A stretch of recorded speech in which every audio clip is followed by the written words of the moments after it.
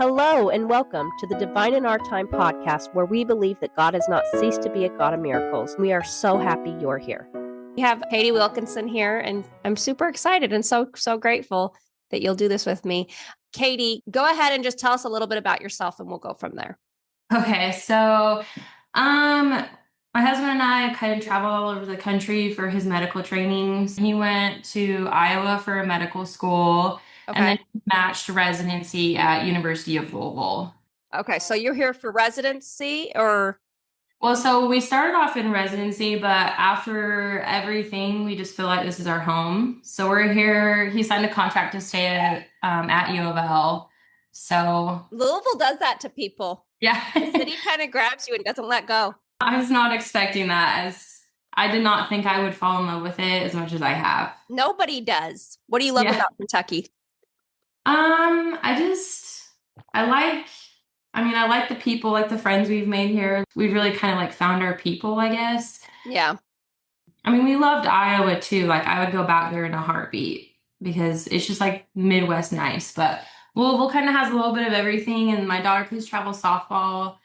And we've kind of been like guided to her team, even though they're near Bowling Green. You know, that's another thing that I think God has really had his hands in, was placing us on that team.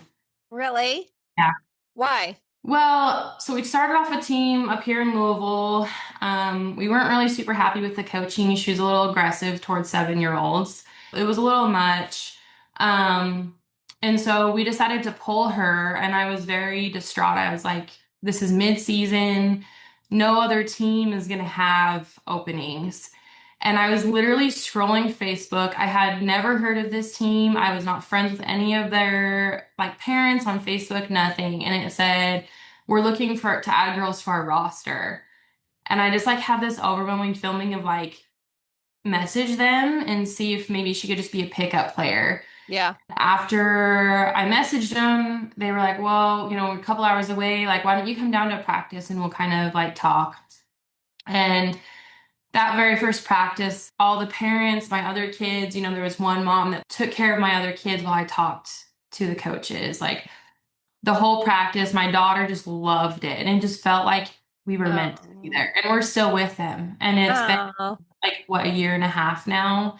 I mean, I would not travel over 2 hours for things to do with the softball team unless it was like our softball family, right? Oh. And it's our place. They're our best friends, every single one of them. Oh, I love it. I mean, it's just weird to think like why did that just randomly show up on my Facebook right after we had pulled her from a team because I felt very uncomfortable with the coaching. Yep. Oh, that's awesome. And then not only to do that, but to find a family within a team is very special. Yeah. So. Oh, good. I'm so glad. Well, I'm glad you love it, Eric. I do love the Southern hospitality. I'm like, it's a real thing. Like, yeah. Well, and I think, I mean, and even if you go further south, anytime we play tournaments further south, that's just how people. Yes. And it gets like deeper and deeper. Yeah. It really is just like Southern hospitality is real. So. That's just how they are. So story quick. So we were watching American Idol, and this was back when some Simon Cowell and Paula Abdul, anyway. And there's a Kentucky boy that tried out, and they said no. And he said, okay, well, have a good day. Be safe.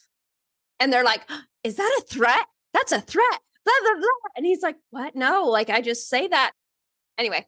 All right. So Katie Wilkinson here for your husband's medical school. What kind of doctor or residency rather? What kind of doctor? So he's actually going to be done in a couple weeks. So he graduates on Saturday and he starts as an attending in July. Way to go, mama, wife. Congratulations to you. I'm done. I'm out. Going down the 4, I bet.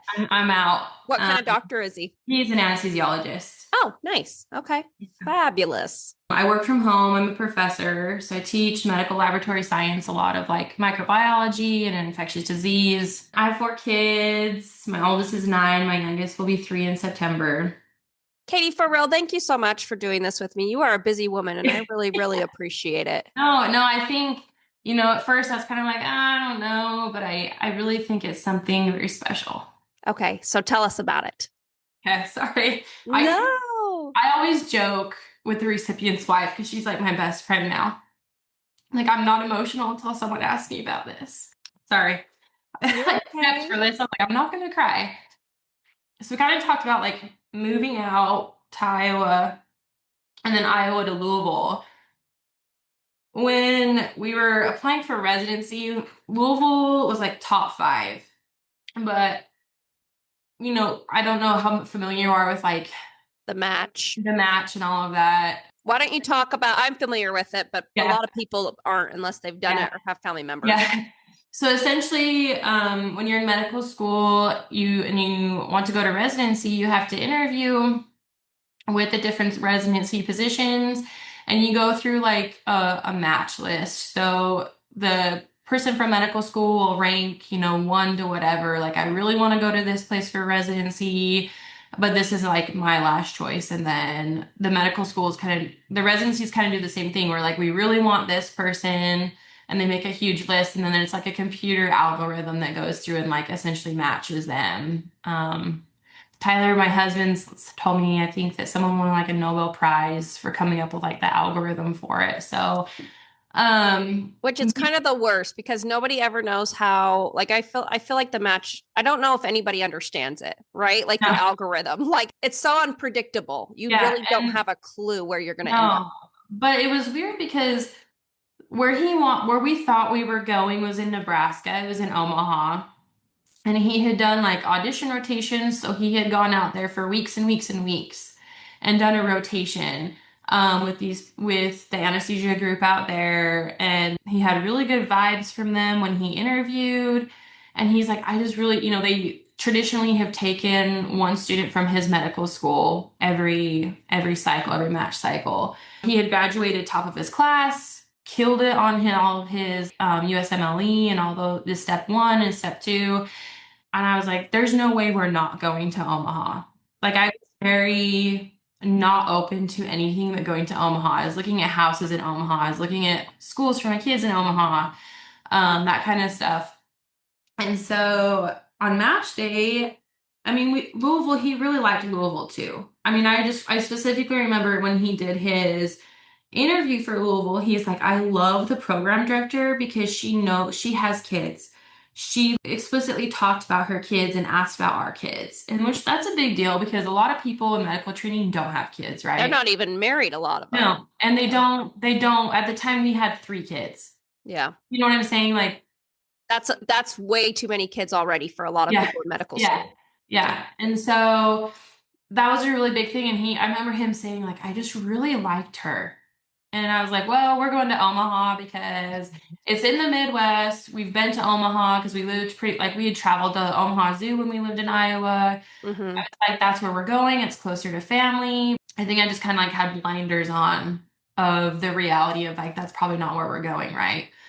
Um, I don't know that you had blinders on of the reality that that's probably not where you're going because it sounds like your husband, yeah, there's no reason that he wouldn't have gone there given how yeah, well he did and yeah, all the history exactly. there. I think it's completely understandable. So when he opened up, match day, he opened up the email that was like, "You're going to Louisville, Kentucky." I was just jaw dropped. Yeah. Like Did you cry? I did. The craziest thing is like my kids have like a map of the United States. Uh-huh. But we were just waiting for the email, and so we were like talking about all the different places we could go. And we were doing the puzzle, and Kentucky, we could not find the Kentucky piece. Like looking back at it, I was just like mind blowing because my husband was joking. He's like, "What if that's a sign we're going to Kentucky?" I was like, "We are not going to That Kentucky." is so funny. I was very just like, "That's not okay." What And so my jaw was like on the floor. I just felt like the rug was pulled out from under Uh-huh. my feet. I was like, I had not looked at areas to live in Kentucky. And all of a sudden, we had only a few months to find a home, transfer our life here. And so it took me a while to kind of get used to it. I was like, oh, well, they got the Kentucky Derby. That would be fun. You know, Yeah. I guess I was trying to find the positive, but I was like, I just spent months of my life finding our home in Omaha, and Hmm. now we're not going there. Hmm. I think U of L was his number three. I mean, it wasn't like unrealistic. I just kept remember thinking like, why are we moving to Louisville, Kentucky? Out of all the places, why are we moving to Louisville, Kentucky? Like, I don't want to live in the South. I don't do well with the humidity. I'm a mountain girl. I It think just was, that's how everybody feels when they feel like they've been like called or like when they have to be forced to move to Kentucky. I think yeah, everybody's like, why yeah. Kentucky? And then and if you ask my husband about how I was, he's like, she was pretty upset. Yeah. So we moved to Louisville, Kentucky, and then my kids go to a private school. And so this was like fast forward a few years. We kind of like got settled in. We're in our house. We made friends. We made, church friends, etc. I never really was like super involved with anyone at his work because I'm like, man, we're not gonna stay here. I don't really like going to all the parties. They hold so many things for the residents. A derby party, Christmas party, Halloween, like they do so many things. Yeah. I was always very reluctant. I'm like, we have 3 kids. I'm pregnant with my fourth. Yeah. We're the oddballs out. All these kids and they're like Yeah. crazy. Your husband works over 80 hours a week. You work full time. I have 2 master's degrees. I'm getting my doctorate. My doctorate. I'll be done next year. Like people just think we're just insane. Congratulations.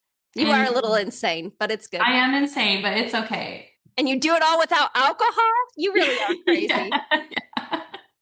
I never really got to know anyone, but I remember my husband coming home the first couple weeks of residency, and he was like, my advisor is amazing.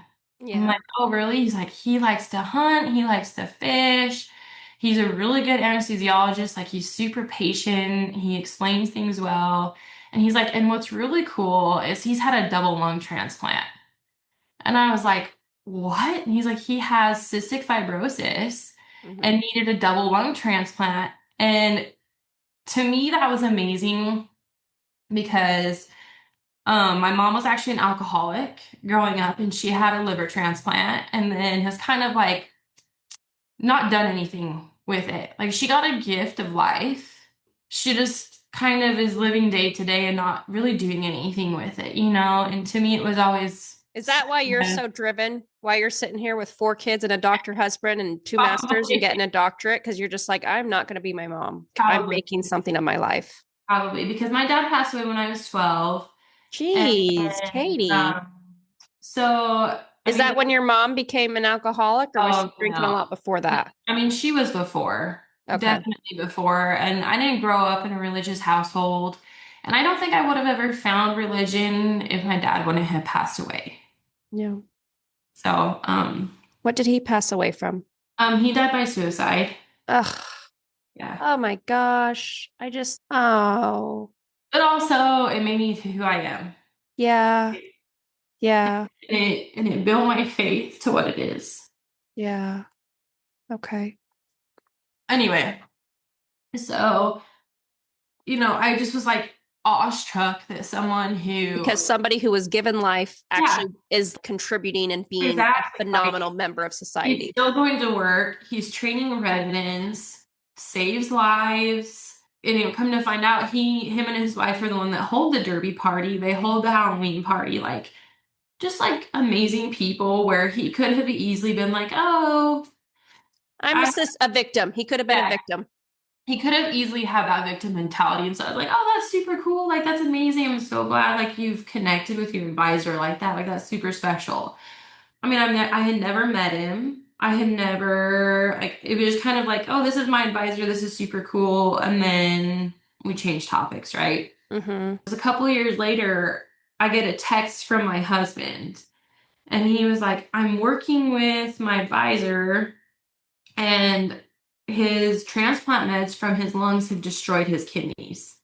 And Mm-hmm. he doesn't want to tell people, but he needs a kidney, and I'm going to see if I'm a match. And I immediately picked up my phone. I was like, you are not doing that. I was like, you cannot do that. You're a dad. We have 4 kids. Something happens and you leave me. Yep. You can't do that. And he was like, no, I'll be fine. And then he sent out like a mass text to all these other residents saying, Dr. So and so needs a kidney. Here's the information. Like, this is how you get in contact with University of Kentucky to see if you're a match. Which, real quick, transplant meds destroying your kidneys, that's not at all uncommon. It's Oh not. yeah, no, it's totally common. Like Yeah. it's something that from what I have found out, people are essentially, yeah, I'm gonna need a kidney one day. Yeah. So, that was like spring, summerish of 2023 that he had done that. And then he had emailed the people at University of Kentucky and said, I want to see if I'm a match for this person. And he got an email back saying, thanks for your interest. There's a huge line. So many people want to donate for him. Oh, I, wow. I don't think we will need you. Okay. That's what they told your husband. Yeah, that's what they told my husband. I don't think we will need you to be tested, but we will keep your name on file. Well, it was a couple weeks later, he got an email that said, would you still like to see if you're a match? And he said, absolutely. So there's an initial screening that you do when you're a donor. So they go and do a bunch of blood work and they test, since it's a kidney, they're going to test his kidneys, look at his kidney function. And then so he went and he did all of that. I can't remember, it was like 1 or 2 weeks later, he had found out he was not a match, that the recipient had antibodies that could potentially cause a long-term rejection. And what's crazy is when the school year had started for my daughter, she had found a kindness rock in their library. Sorry. You're okay. I just have to tell you, I'm like getting chills all over, like so many times already, yeah. and we're not even like to the stuff. Like, just No, like this story is just crazy, and there is no way that Heavenly Father did not have a role. Mm-hmm. So she had started school and she came home and she's like, I found a kindness rock in the library. It's like the size of a quarter. And it says help others. I put it in my pocket. I'm like, oh, that's super cool. Like, get in the car. Yeah. Like, let's go. Like, shut the door. Like, we need to go. I remember like when I was getting ready for bed, I had that rock in my pocket and I just set it on my bathroom counter, which I'm a very anti-clutter person. I grew up in a very clutter-filled home, Mm-hmm. very chaotic. It is very not like me to not just like toss that. Because I immediately would just trash it. But I picked it up and I put it on my bathroom counter, got ready for bed. Well, week after week, I'd clean the bathroom and I just clean it off, clean under it, put it back. Okay. That's adorable. Like, I don't know what prompted me just to put it back, right? Like, Uh-huh. that's something I would never do. And the night that my husband had gotten the email saying, like, you're not a match, sorry, I was getting ready for bed and I was washing my face. And he told me that, I was like, oh, that is awful. And I looked at that rock. And I just like had this very like Heavenly Father was standing right next to me, saying, like, you need to do this. Oh my goodness. And so I was like, well, I feel like I need to find out if I'm a match. I like, how do I email them? Like, what's the email?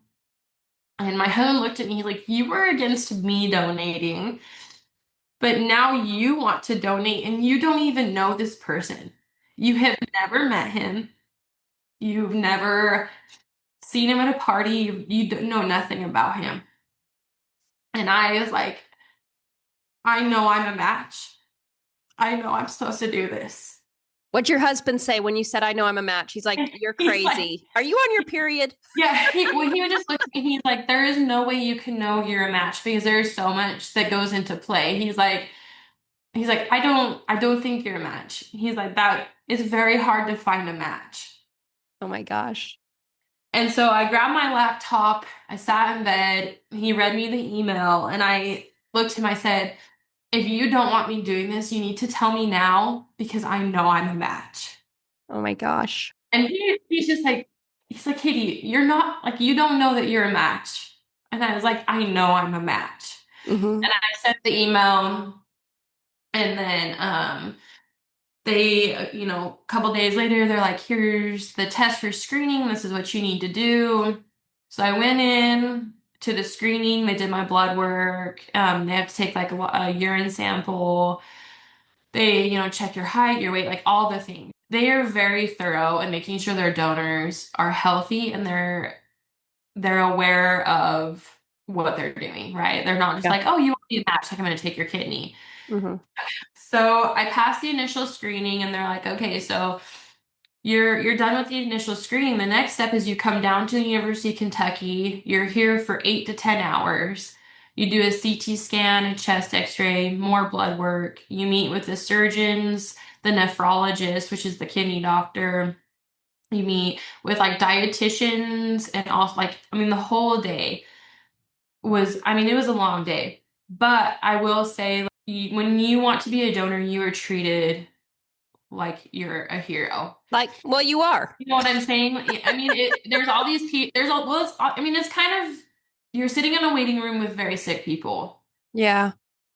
and they know that you're trying to be a donor, and so you get bumped to the front of the line for a CT. You get bumped to the front of a line for the blood work. You know what I'm saying? Yeah. You get bumped to the front of the line.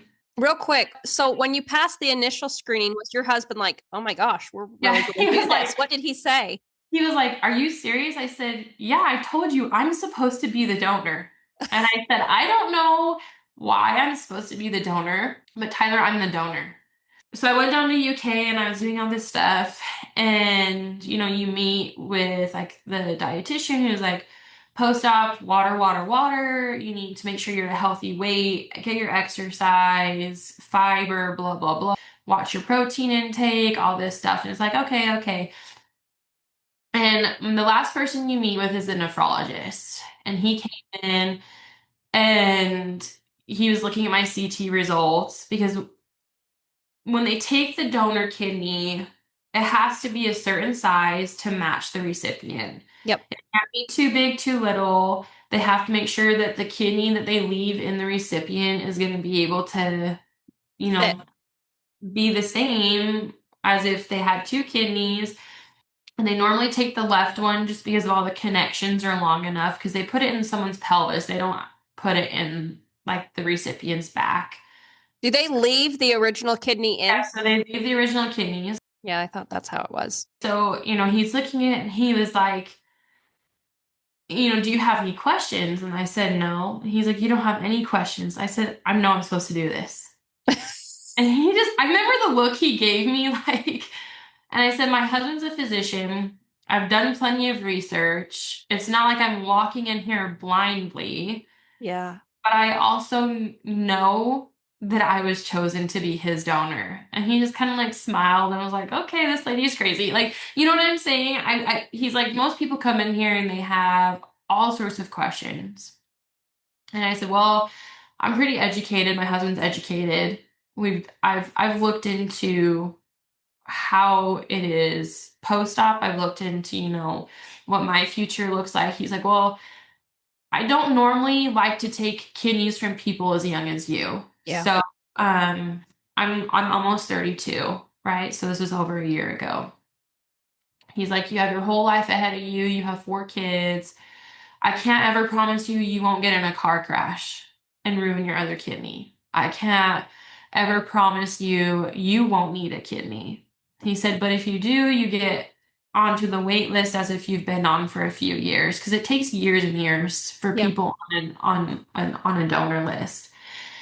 I said, well, I don't think anyone's promised tomorrow, so no one knows the future, and I know I'm supposed to do this. And, I live a pretty healthy lifestyle. I'm pretty active. I go to the gym 5, 6 days a week. I eat relatively healthy. I'm supposed to do this. Like, yes, you can't promise me that I won't need a kidney in the future, but if that time comes, I know Heavenly Father will be there for me. Did you say that? Yeah. What did he say? And I don't think he was prepared for that because he kind of was just like he didn't say anything. He just kind of looked at me and made some notes and he was like, all right, we'll give you a call if you're a match. Okay. And he's thinking, this lady's kind of crazy. She Yeah. thinks it's a match. Yeah. But I told him, I was like, I know I'm supposed to do this. I know I'm a match. I can't even that you like were so, is there anything in your life that like made you so determined? Like you felt, help others and you saw that and you felt like this is your thing to do and then you were just doing it no matter what. Like Well, it sounds like there was no doubt, no whatever. Why was that? And how did you become that way? honestly, I mean, my dad was a very kind person. He wasn't religious, but he would give you the shirt off his back, Yep. right? You asked for help, he would help you. There was no doubt. So I did have that example for a long time. But I think just knowing that as someone who needed help growing up, I would have expected someone to follow that prompting and help me as a child. Did you feel like you got help as a child? No, no. No. You know, Sorry. family would turn a blind eye. And what's interesting is I Was your had mom abusive too? oh yeah. Yeah. And so, even my husband's like, I don't know how you got out of that cycle. Yeah. He's like, I don't know. I mean, because I have a little brother and he's on a very different path than I am. My husband will be, how did you get out of that cycle? I don't know. I didn't want to be in the same place as my mom. I didn't want to be stealing money from people. I didn't want to be abusing my children. I wanted to have the life that I wanted as a kid, Yeah. you know? Yeah. So, but honestly, the only other time I've ever felt that prompting of like, you're supposed to be a kidney donor is when I was dating my husband and I was like, this is the man I'm supposed to marry. Okay. And then, How long had you been dating him? like 6 weeks. Okay. Awesome. Like, okay, I know that's crazy. But No, you know what? It's crazy for those yeah, who haven't experienced it, but but obviously I it's mean, and working. that's the thing. So like I remember my family, they were very upset when I became religious because they were not a fan of the religion I chose. I just remember like telling my family, I'm getting married. There's really nothing you can say. Like, I know I'm supposed to marry this man. Okay. Right. And my husband's the type of person that would put his dreams on the back burner for me to fulfill mine. Right. Isn't that nice? And I don't know, all the things about him are like, those are qualities that I wanted in a spouse, but also wanted as a father of my children. Yep. So I was like, I know it's him because anytime I thought of not having him in my life, I was like, that's not right. Like that felt wrong. Anyway, so we got married like 6 months later. Okay. And we've been Awesome. together 12 years in November. Gal, you guys have done a lot in 12 years. Yeah. And people are always like, how did you do med school residency, still having babies and getting master's degrees and doctorates, working full time? I'm like, because we work together as a team. Yep. I was just going to say, I don't even Yeah. know you. This is my first time meeting Katie people, but like, I feel like you have the marriage that I hope everybody can experience someday, which is just a full on team. We all give 100% whenever we can. And sometimes our 100% Yeah. is 20% of what I usually give, but it's still my 100%. And my husband is super, he picks up the slack without complaint. And I feel like you guys have a marriage the way marriage was always meant to be. And I don't think hardly anybody gets that anymore. And I'm so grateful for it, but I love seeing it with other people. Like I really wish everybody would get it at least Yeah. once in their life. Yeah. I mean, literally, I told my husband because when we met, I wanted to be a physician. Mm-hmm. And my husband was like, we will do whatever we need to do to get you there. But then my senior year of college, I had a professor pull me aside and he's like, you are wasting your teaching talent becoming a doctor. He's like, you need to teach college. Gut punch, withdrawing my medical school applications, So shifting that's interesting that school. that's all it took for you to. So what was it about like him saying that was Again, it was like this prompting of like, why would he pull me aside? He knows me. He's been my instructor for years because I had him for a couple different courses. He knows my research ability. He knows my test taking ability. I was a teaching assistant for the university. He's like, I want you to do what makes you happy, but you're wasting your talents if you become a physician. have you had any regrets? No. You've loved it. Yeah. And I look back now, I'm like, I would have been very unhappy. And, people always think like, oh, well, you pulled your medical school applications and then you started having babies. Yeah. But I don't think what people realize is I scored higher than my husband on the MCAT. Yeah. I had the same GPA as my husband. It's really gross No, when women choose to have babies yeah, and and the society treats yeah, you like that's your settle. yeah. Well, and I was also had that feeling of like, I feel like I'm supposed to have a baby. Yep. I was the person that was like, I'm not having kids for years and years and years. And I was sitting at work. I was a lab scientist at the time, and I was sitting at work, and I was just like, I'm supposed to have a baby.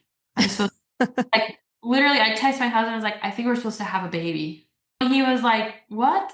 He's like, Katie, I'm interviewing for medical school. What? Like, Uh-huh. I was like, you need to pray about it because I just feel very impressed. We're supposed to start having a baby. So I feel like you're somebody that for the longest time, I mean, at least since you've been independent and living on your own, it's if you feel impressed and if you feel that prompting, like it doesn't take Yeah. a bunch of nagging promptings for you. No, and I think it's just because my dad raised me of trust your gut feeling. Okay. It was very instilled in me, and I played softball up to college. I played a year in college before I got hurt and it took me out. He always used to tell me like trust your gut feeling in the game. Trust your gut in knowing where you're supposed to make the play. And I think that just carried into my life. There's a reason my body has this feeling. Don't ignore it. Yeah. Right? Like, Okay. well, I didn't grow up religious and like looking for those promptings or like the signs from Heavenly Father I'm supposed to be doing something or like answering my prayer. I was raised to trust myself and to Okay. trust my body. When I'm changing my career, I'm trying to figure out what I need to do to become an instructor at a collegiate level, but I feel like I'm not supposed to wait to have a baby. Which anybody else is like, okay, yeah, I'll do that, but I'm going to do it's one or the Yeah. other. Most people, it's Yeah. going to be one or the other. I had found a master's degree that I wanted to do online. And I was like, well, this works because I can still work. So when my husband was in medical school, I worked Graves. And then I'd come home and I'd hang out with my daughter at the time she was 1. And then I'd sleep when she took a nap. And then when my husband got home, I'd sleep until I worked. So brutal. And then I got my first master's degree, and I was like, I just feel like I really like this other master's degree. My husband's like, well, if you want to do it, do it. I mean, that's the type of guy he is. Which again, yes, which again Yeah, is just so remarkable that he's like, yeah. no, like I'm in med school, you've got Well, one, we have babies, like let's yeah. just be done, Katie. Well, and he was just like, if you feel like you need it, like, let's do it. And that's the same thing with my doctorate. I was like, if I want to become, a program director for a MLS program, I have to have a doctorate. And he was like, let's do it. I He's love it. your work pays for, a percentage of it. Like, let's do it.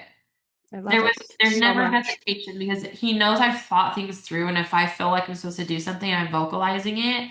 But yeah, so I feel like I just knew I was supposed to be a kidney donor. Like there was no way I was not going to be a kidney donor. So it was a couple weeks later, I got an email from University of Kentucky saying, "Can we give you a call sometime?" And I was like, if I wasn't the donor, they wouldn't want to talk to me, right? Yeah. And I was like, yeah, sure, I'm home, whatever. Whenever is good for you. And so they called me and they said, you're the perfect match. Oh. They're like, Oh. they're like, people who have gotten to this point, their kidney's too big for the recipient. He's littler. He, grew up with cystic fibrosis. Yeah. Yeah. Their kidney's too big, but your kidney is perfect. Oh my gosh. And I was like, I told you. I told everyone. I told everyone this is what I was supposed to do, and they're like, do you want to still be a donor? I said, yes, of course. And they're like, so now you have 2 options. You can remain anonymous, or you can tell the person that you're a donor, we can tell the person you're a match, whatever you want. I said, well, you need to tell them that they have a kidney so they stop stressing. Mm-hmm. I can't imagine like his wife stressing over that. Yeah. She's already been through a double lung transplant 10 years ago. You know what I'm saying? Yeah. And I'm just like, will you tell him that he has a match, but I want to talk to my husband because I don't think I want him to know who it is.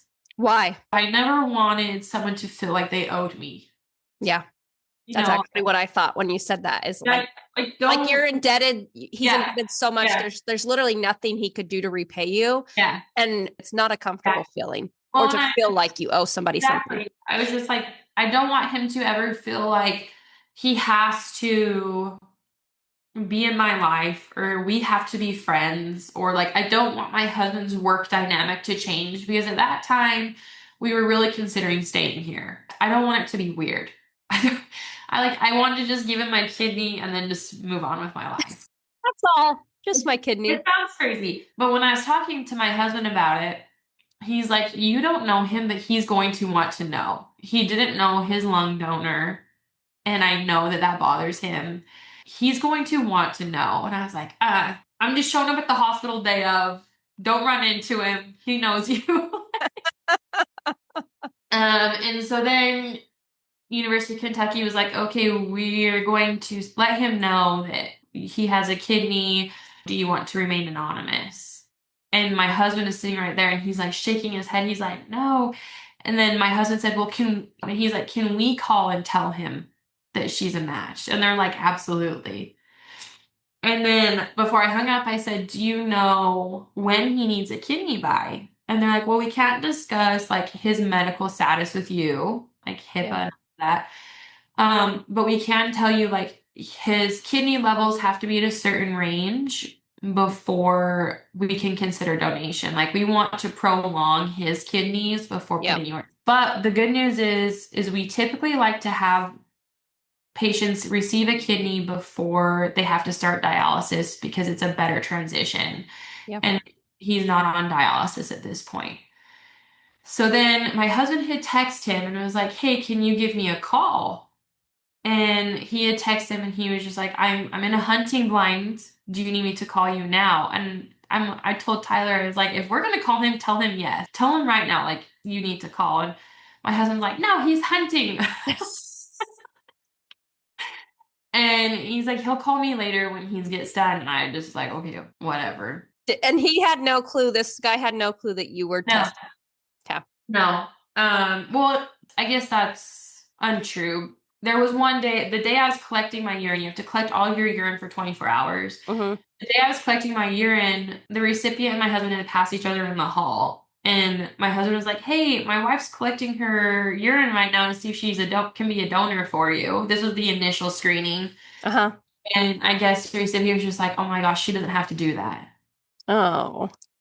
But I don't think it was ever like clicked in his head that the reason for a call because like they worked together. Maybe my husband just like had a question. This guy was Yeah. his advisor. And what are the chances that this Yeah. girl is a donor after all these other Well, people have not been or is a exactly. match? Exactly. And so then the recipient called my husband and he was like, "I have some good news. I found you a kidney." Like I didn't even talk to him. Like couldn't even like I don't know who this person is. Like I feel very weird right now. Uh-huh. And the recipient was just very speechless. He's like, "I don't know what to say." Yeah. Yeah. But what is the craziest about this whole thing is he told my husband, he's like, "It's crazy that she found out, and this is the timing because I just got notification today that I'm gonna need to start dialysis." He had just found out that Yeah, day that he needed yeah, dialysis, and then later yeah, that day he found out that he had a yeah, kidney. yeah. Oh my gosh. Oh my gosh. Yeah. Like, what? Oh, I can't, I kind of can't even. He had family over. He went and got to tell them, like, I have a kid. Oh, oh my gosh. There's no way the Heavenly Father did not bring us to Kentucky, put my kids in this private school, have my daughter find that rock. Yeah. There's just no way that there was not another hand in play here. You know Yeah. what Yeah. I Is mean? is Like, he religious? uh-huh. So what does he say about this sort I of? think, I think when he was getting his lungs, it was kind of the same thing, like it's all on God's time. And he just trusts and we'll figure it out. It'll work out. Yeah. Oh my Like, gosh. and it was hundreds of people who, University of Kentucky told me hundreds of people tried to be his donor. Oh my gosh. Oh my gosh. Hundreds, like, and then, my husband's like, but why choose you? With everything you've got going on, and Yeah. like, why choose you? I was like, I don't know, but I knew it was supposed to be me. I told you. So Like, was it every step along the way that they kept like, okay, now we're this every time where you're like, I told you, Tyler. I told you, yeah. Tyler. And I'm I gonna be told him when I got home from University of Kentucky when they did my big screening, I was like, uh-huh. match. And what did he start believing you after the first time, or was he still like, okay, well, we'll see? Yeah, well, even after I had, I went and had like the CT done and everything, and he's like, I don't think you realize it's hard to find a match because everything has to fit. Everything has to like, and I'm just like, why are you still doubting me when I'm telling you? Oh my I God. also think he sees it from a medical standpoint of, Well, he didn't get the prompting. He didn't get yeah, the overwhelming feeling of yeah, this is you, right? yeah, Like, this yeah, is what you're going to do. exactly. And Oh my God. so I think when, I had told him, I was like, I'm a match. I think he finally saw like, what? After the big UK screening. And they had called and told me that I was a match. Yeah. Oh, Like, so he finally believed after they actually said yes. yeah, yeah. Well, that's not belief at all, Katie. It's like, I told you. But I think he just sees it as like, I don't know the medical stuff like he does. Yeah, I think, your wife with two masters and got yeah. a better, honey, I got a higher MCAT score than you. We're good. I mean, I didn't go to medical school, but I helped you study, right? Like that Yeah. counts. Oh my Yeah, gosh. but and then they wanted us to come over for dinner. They're like, bring your kids or we can come up to you, whatever's easiest. And I was just like, no, I just want to show up at the hospital. Like I was just I don't want people to feel like they have to like me. I I, like you a lot. I don't want to be owed anything. You know what I'm saying? Yeah. You I don't want to don't, feel like you put people in debt. I don't want to put that pressure on them to feel like now they have to be involved in anything, right? Yeah. Like, Yeah. I would not want that on anyone. Is that because you have felt that growing up? Like what is that? Because I feel like most people, not most, but a lot of people don't have a problem with that. I don't know if it's just necessarily how I grew up. I just don't feel like it's the right thing. I want to work for what I have. When I went down to UK when I had the initial screening, they're like, you're not being paid to be here, you're not being promised anything to be here, blah, blah, blah. I'm like, no. And then just like when I told people I'm gonna see if I'm a donor for this person, and they're like, oh, that he owes you his life. Yeah. But he doesn't, Yeah. you Yeah. know, but he doesn't. He doesn't owe me anything. And so, anyway, after a lot of convincing, apparently, I ended up going to dinner with my kids in their house. I really just wanted to show up the day of and be like, hey. And what's crazy is my kids are a little more reserved when you first meet them. They're not very outgoing people, I guess you could say. They're more just like, let me know these people before I really let them in. And when we pulled up, my husband is still coming home from work. When we pulled up, the recipient and his wife, like they were standing on the porch, and my oldest son like darted into their house. Was just like, I'm here. Yeah. I think from there it became very clear that I was not meant to save his life. Sorry. Him and his wife were put in my life Yeah. for my kids. Yeah. Because in the last year and a half, not only did I gain a best friend and his wife, but my kids have literally gained family. Yeah. Yeah. They think of them probably like aunt and uncle status. They adore both of them. and both of them care about my kids. And there was never, it was such like an easy relationship to build because even if you took the kidney out of the situation, if I would have met his wife just like we're meeting, we would have become best friends Yeah. because we have so much in common of, our husbands are physicians, which is a rough life. Yeah. It's not glorious like people think. Yeah. And, we both like to read and just all the things we would have become friends. But it was like forced proximity, like to get to know each other. Yeah. I mean, even when I was recovering, his wife would come visit me. Our rooms were right next to each other. His wife Mhm. would come over and we'd just sit and chat. And it's like we had been friends forever. Oh, it's just incredible to Yeah. me. One, you were the match, but the fact that like God can just take, I mean, there could have been a few matches in the country for him, right? But like God knew that your kids needed this. They don't have the grandma and grandpa on your No, side no. that you probably have always Yeah. wanted for them, and now you get to have it. And like Yeah. I just feel like God has just seen you growing up and like your childhood, and he knows that you want different, and he's going to help you, and he's helping you Exactly. get the different that you've always wanted, and maybe even the prayers that you haven't prayed but have always been in your heart. Yeah. God is so good. Yeah. And the fact that you were brave enough and willing to sacrifice to receive those blessings. You've seen that picture where Jesus is trying to take our flower and he has a whole bouquet behind Yeah. and he's like, well, look, give me this. And I feel like that is so, like, I just have chills. I literally have chills all down my legs and everywhere because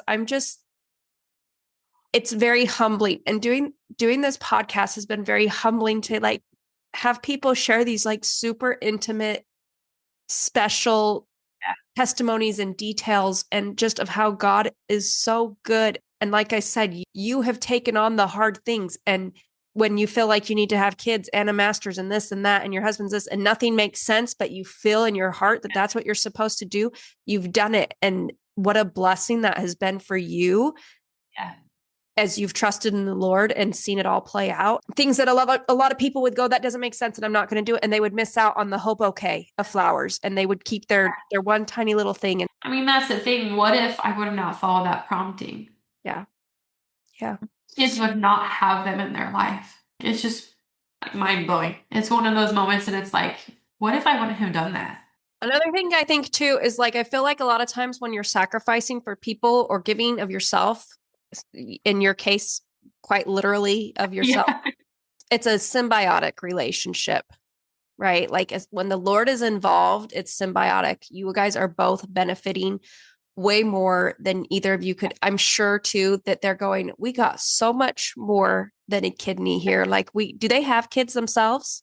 They don't have kids, but they they bring so much light into kids' lives that it's just so incredible that two people who don't have kids can be that amazing with kids. I love it.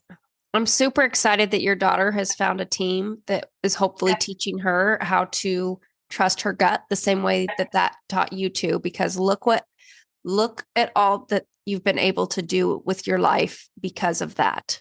I kind of can't even with this story. That it's just wild. All the pieces for it to work out the way it did, for it to work out to us even being here, and for him to be my husband's advisor, Yep. where they had that close relationship to where my husband felt prompted to want to donate. Yep. All the little details that are just so much bigger than me or you or anyone that had to come in and align perfectly. It it really is just like incredible. What about like people? So I mean, your husband's in the medical field, and I feel Yeah, it always kind of blows my mind, doctors who are atheists, because I'm like, yeah, really? Because I feel like everything I learn about the body is has only strengthened my testimony yeah. of creation and God. So what about all the people that are like, people get organs donated all the time? We're always doing organ transplants. It's not that big of a deal. In my mom's case, she was not supposed to get a liver. So Okay. you have to be sober 6 months. The surgeons told me there was a miscommunication because when we drove through the night from Iowa to Utah because I was told she was dying. I got to Utah and all of a sudden they had a liver and I needed to sign consents for surgery. Oh, geez. And I was like, how does she get on the list? She's not sober. Yeah. And then it started into no one double checked that. No one, all these weird things where there's supposed to be very strict rules to qualify or even to get on the list. I asked the surgeon, I said, what happens if I don't sign this? And he said, well, there's no one in close proximity that can get the liver. It will go to waste because it's already made its way here. It's on its way here. We can't reroute it at this point. And I said, well, that is an awful thing for that family who is dealing with such a tragic thing anyway. And that donor wanted it to go somewhere. I said, well, then you're going to have to do it Yeah. because I just can't let that go to waste. And if that never happened, I wouldn't have donated. Really? I don't think I would have because I don't think I would have been exposed to organ donation and seen that my mom did not take that second chance and run with it. Where somebody had a double lung and ran with it. I mean, he had a double lung transplant in residency. Mm. Like, I could not imagine in any capacity my husband going through that in residency. Yeah. And instead of just rolling over and being like, whatever, my mom would not have had a liver transplant when she wasn't supposed to. Where by medicine, there was no reason that that should have happened. Yeah. I don't think I would have had that on my mind that this guy is doing something amazing with his second chance. Yeah. Yeah. Does your mom still drink? I don't know. I don't talk to her. Oh, oh, Katie. Yeah. I'm so glad you have these people. So he's not, I mean, they're not that old. If he had his lung transplant 10 years ago when he was in residency. I think they're like 10 years older than me. Yeah. So like mid 40s. So he went to University of Kentucky for medical school, residency, stayed and worked there for a while, and then came up here. He is a diehard UK fan. For him to want to move to U of L when he loves UK, Yep. like that's Heavenly Father moving him to U of L to meet us. How long had he been working at U of L when I think only a few years, like not very long. So just like all these things falling into place that you didn't even know were falling into place. It's so incredible to look back and see God's hand on all of it. And it's a very humbling thing, right? Like it's a very humbling thing to go, he cares and he knows and he's aware and he's working for me all the time. All the time he's working for me. Yeah. And I think it's really taught me continue to trust the process, continue to trust my gut, continue to realize that things are happening whether you like them or not for a bigger picture. Like if you would have asked me 5 years ago if I would be staying in Louisville, Kentucky, post residency by choice, that would have been a heck no. Yeah. Yeah. It's truly amazing, regardless of your faith. Yep. I mean, I was not born religious. I was not raised religious. I am a scientist through and through. Heavenly Father made this possible. I love it so much. You're the best. This has been amazing talking to you. This has been so good. I'm so excited to share this story and it's been so uplifting and you've done such a fabulous job. I am not a crybaby unless I'm talking about this and it drives me insane. It really drives me crazy because I'm just and it's just, I grew up not showing emotion. So like, I don't show emotion unless I'm talking about my dang kidney. like we have nicknamed the kitty KK. KK. That's funny. Like, Katie's kidney. I don't know. It's just all of the things that there's just such a bigger picture that we don't see. Yeah. So this happened a year and a half ago, right? Yeah, January of 2024. In that year and a half, have you had things where you kind of look back and go, okay, well, I know God's in charge. So like negative things that you're going, I don't know how this is going to work, but I know it will. I mean, my daughter's softball team transition happened right after the kidney. Okay. Awesome. And I was very like, why is this coach being so bad? Why is this falling apart? and did not want to pull her because she loves playing, but she did not like playing for her. And I was just like, well, this is happening for a reason. Pulled her, boom, fell into my lap. Yep. The new team within a week. That's awesome. And again, for it to be a, not to, no pun intended, but to be a perfect fit for you and your Yeah. family, right? Yeah. Like just, Yeah. My daughter is hanging out with one of the other coach's kids. I help coach now. I love because each you don't have enough on your plate. Obviously, but Goodness. How much sleep do you get a day, girl? it really is such a perfect fit for our family and her. I think there's always going to be a negative and like, oh, why is this happening? I grew up awful, but life is so good. And God is so good. I love that. I love that for you. I actually, so the lady that I interviewed before you, she grew up in a very abusive alcoholic, both parents. And she's like, I've had a great life. Yeah. I just, the testament of like God makes all the difference. I love seeing and I love sharing because I think a lot of people, it's like, well, how did you turn out differently? Well, Jesus. Okay. Yeah. But how, like, I think it's kind of like almost like a cliche, like, I'll pray for you. And people don't really think, okay, yeah, that's a lot of help. No, it actually is a ton of help. And when Jesus, he makes all the difference. I mean, your life, you probably couldn't even have imagined getting your doctorate, being married to a doctor, and having 4 kids that you like. Yeah.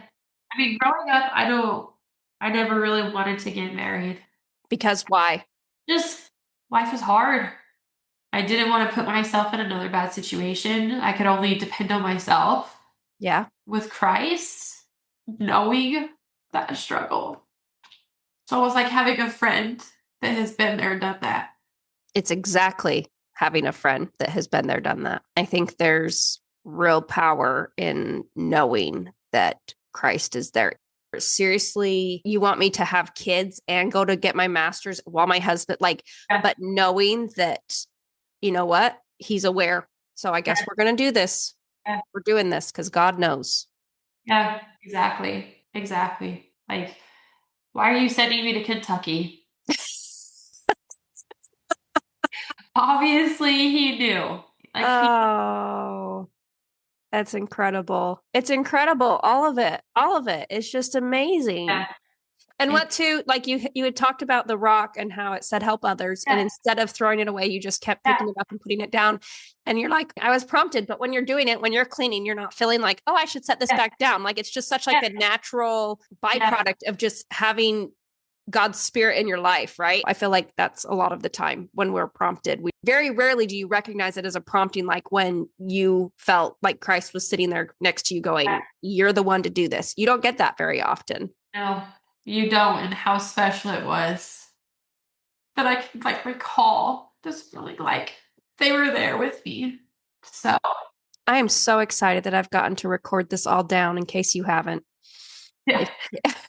You journal in addition to No, everything else you do?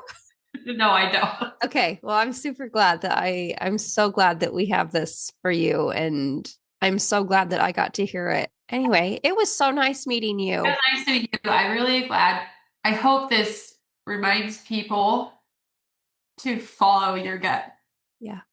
to follow what Heavenly Father has in plan for you. Yep. Even when it's scary and you don't know how. If it's hard, easy, in your plan, and not in your plan, you're supposed to do it.